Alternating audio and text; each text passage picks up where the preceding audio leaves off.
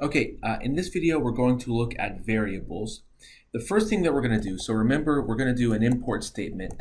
Now, I don't have to do this again. I've already imported NumPy for this one session of my Jupyter Notebook, so you don't have to do it again. I'm going to show you one little shortcut. So import NumPy, and I'm going to write as in P. So now, whenever I want to use something from NumPy, let's say log again, instead of writing out NumPy each time, I can just write numpy.log6. And I get something like this.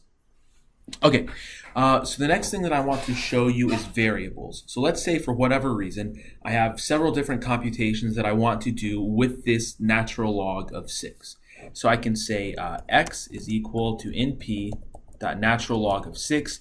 Now, the equal sign here is called an assignment operator. It's not an equation.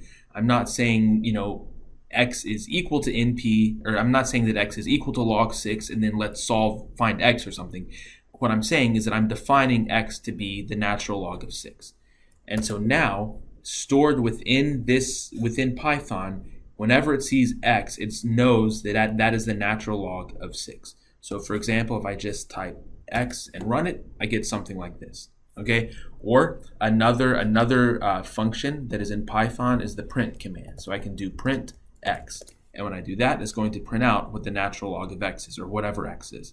But there's other things I can do with it as well. Let's say I want to multiply it by 10. I can do 10 times x and run it, and I get exactly what 10 times x is, and so on and so forth. Okay, another thing that you can do is you can assign functions of variables to other variables. So I could say y is equal to, and let's say I want to do sine of x.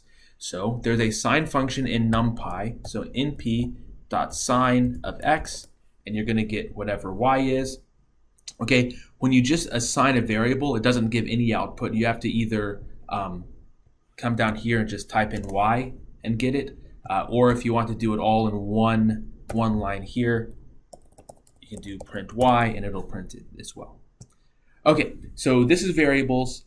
We're going to be doing more things with variables. Just being able to use variables and understanding what variables are and how they're used is important for any type of programming. And as we look at more videos and more examples, you will become more comfortable with it if you're not already.